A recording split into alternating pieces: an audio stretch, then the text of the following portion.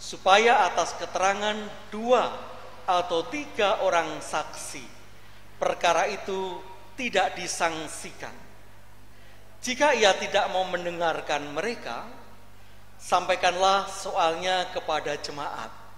Dan jika ia tidak mau juga mendengarkan jemaat, pandanglah dia sebagai seorang yang tidak mengenal Allah atau seorang pemungut cukai. Aku berkata kepadamu, sesungguhnya apa yang kamu ikat di dunia, ini akan terikat di surga, dan apa yang kamu lepaskan di dunia, ini akan terlepas di surga. Dan lagi aku berkata kepadamu, jika 2 orang daripadamu di dunia ini sepakat meminta apapun juga, permintaan mereka itu akan dikabulkan oleh Bapa-Ku yang di surga. Sebab di mana 2 atau 3 orang berkumpul dalam nama-Ku, di situ Aku ada di tengah-tengah mereka. Saudara yang berbahagia ialah kita, saudara dan saya, yang mendengarkan firman Tuhan dan yang memelihara di dalam hati dan juga di dalam kehidupannya. Haleluya.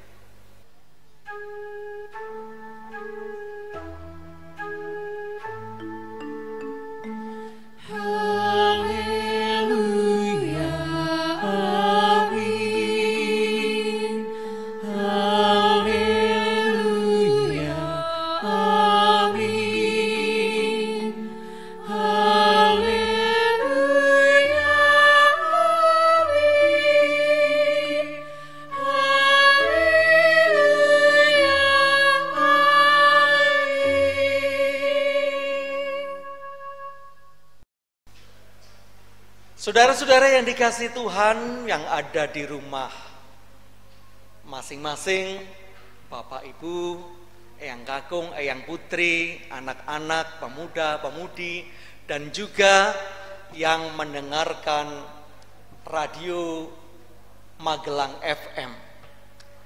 Saat ini firman Tuhan diberi tema yang cukup berat. Coba kita perhatikan. Ibadah sebagai tanda keselamatan. Ini tema dari sinode. Bayangkan, kalau ibadah itu tanda keselamatan, mestinya senang. Tetapi sekarang orang banyak takut ibadah online, nunggu izin dari pemerintah. Yang diberi izin juga bingung juga. Nah, artinya tema firman saat ini adalah tema yang tidak mudah. Apa benar ibadat itu tanda keselamatan? Bapak Ibu, saya masih ingat Paskah tahun lalu di tempat ini. Jadi ketika GKJ Mertoyudan mengadakan ibadat Fajar Paskah jam 5 pagi. Sebelum khotbah, ada ibu-ibu usia sudah 80 tahun ke atas. Saya masih ingat namanya Bu Suroso, orang Yayi Mantenan. Sebelum khotbah, beliau memberikan persembahan aksi sosial Paskah. Ketika maju, setelah maju beliau duduk, ternyata beliau dipanggil Tuhan di dalam gereja. Tetapi majelis tidak memberitahukan kepada saya. Mungkin supaya saya damai sejahtera, supaya selamat. Tetapi apa yang terjadi? Majelis bisik sana sini, jemaat gak konsen. Ketika saya khotbah, rasanya saya agak gimana gitu, jengkel, khotbah kok semuanya bingung keluar masuk. Nah, ternyata ada yang meninggal, diberitahukan kepada saya setelah khotbah. Akhirnya tidak damai sejahtera. Tetapi itulah ibadat membawa kita merasakan keselamatan. Memang di lapangan itu tidak mudah.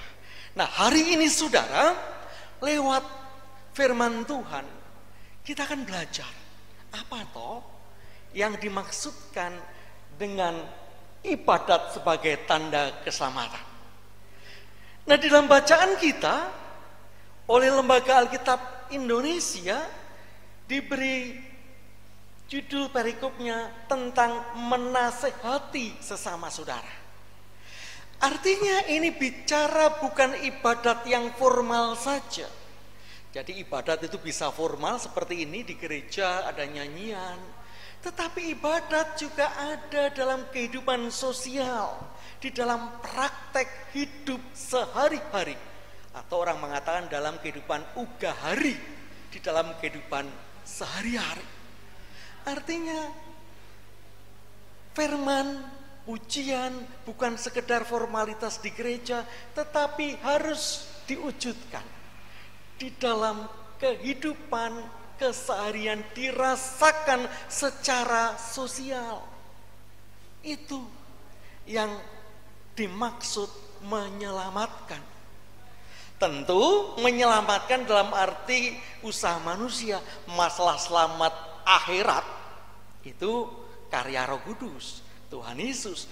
Tetapi kita juga bisa membawa keselamatan, damai sejahtera.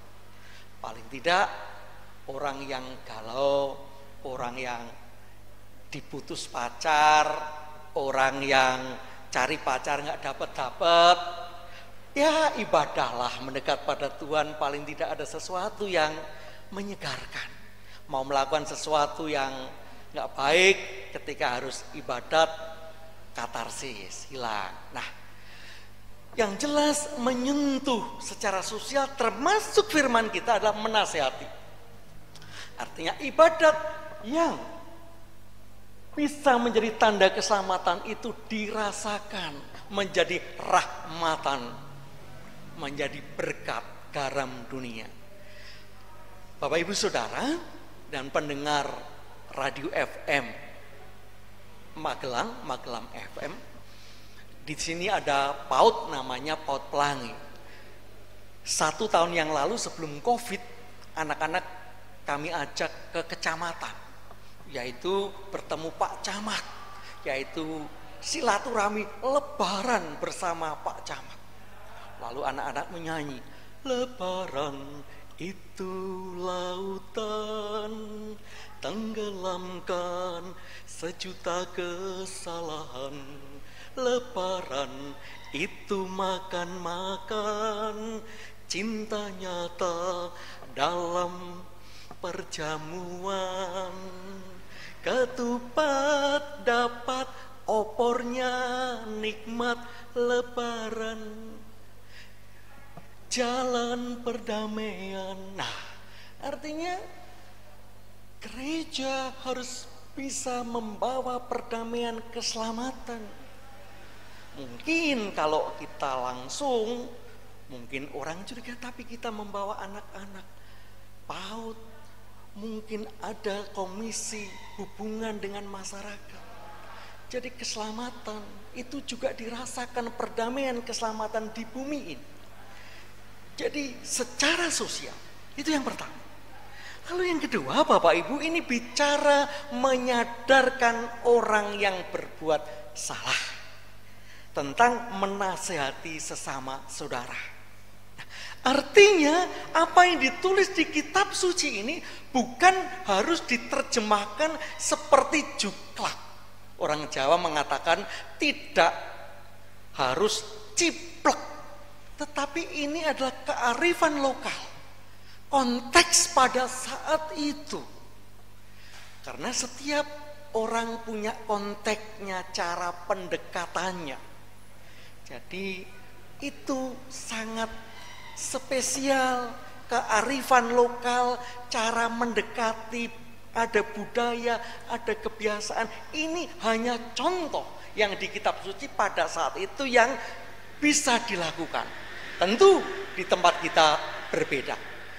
Nah Bapak Ibu, kemarin mungkin warga GKJ sesinode tanggal 17 Agustus ada ibadat sinode dengan gaya bahasa Penginyongan, yaitu dialek Banyumasan.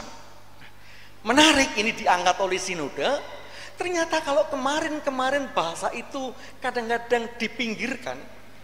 Itu orang mengatakan bahasa ngapak, orang ngapak, orang kepenak, kayak gue lah, kayak begitu. Jadi kalau orang pakai bahasa itu kadang-kadang orang ketawa.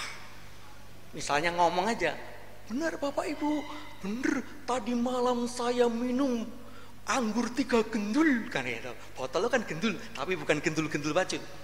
Artinya banyak orang yang kadang-kadang menyepelekan, tapi bahasa itu di dalam konteks Banyumasan menjadi ikatan yang kuat, di mana lebih orang itu lebih egaliter, orang lebih akrab, orang lebih dekat, orang tidak pekewoh ketika mengatakan karena bahasanya sama Lukas. Nah, oleh sinode itu diangkat dan kemarin menjadi ibadat sinodal. Itu bentuk kearifan lokal. Itu menjadi sejahtera. Ternyata ibadat dengan variasi, dengan gaya bahasa daerah itu konteks sosial. Itu menjadi ibadat yang menyelamatkan dalam tanda petik, mendatangkan damai sejahtera, terutama orang-orang Banyumasan yang mungkin kemarin-kemarin itu dianggap bahasa yang marginal di dalam bahasa Jawa. Itu yang kedua. Lalu yang ketiga, mesti seneng kalau ketiga kan terakhir, mau selesai Bapak Ibu. Nah, yang ketiga, bagaimana ternyata Allah itu hadir. Itu yang penting. Di ayat yang terakhir dikatakan, dan lagi aku berkata kepadamu, jika 2 orang daripadamu di dunia sepakat, dan seterusnya ayat terakhir, sebab di mana ada 2 orang 3 berkumpul dalam namaku, di situ aku di tengah-tengah mereka. Nah, ibadat itu harus menghadirkan Tuhan. Maka ada yang suka tidak pakai istilah khotbah, tapi homili. Karena khotbah itu biasanya lebih menekankan manusiawi. Kadang-kadang banyak pesan-pesannya, porno lagi yang disukai kan kalau. Tapi homili, Allah hadir. Jadi sapaan Allah yang ditunjukkan. Orang khotbah nggak akan menunjukkan hebatnya berkhotbah, tapi bisa menghadirkan Allah. Di mana Allah yang hadir, suara Allah yang didengar, bukan suara pendeta, bukan suara pengkhotbah, tapi suara Allah yang hadir. Begitu juga dalam kehidupan saudara, ketika orang menasehati. Gereja punya gaya, gereja punya genre sendiri yang namanya pastoral. Jadi pastoral itu menghadirkan sang pastor, yaitu Allah sendiri. Maka dalam dunia konseling atau psikologi ada salah kedaden atau konslet, namanya transfer. Orang jatuh cinta pada konselor, orang kemintil-mintil, akhirnya bukan sharing, tapi yang terjadi sharing-sharing dan serong. Tetapi pastoral bicara menghadirkan Allah, di mana konselor, orang yang bermasalah dan yang membimbing itu datang menghadirkan Tuhan dan bersama-sama mendirikan menara doa. Itulah ibadat yang menjadi tanda keselamatan. Mari saudara, kita akan hadirkan ibadat sebagai tanda keselamatan. Tuhan Yesus memberkati. Amin. Salat teduh bagi kita.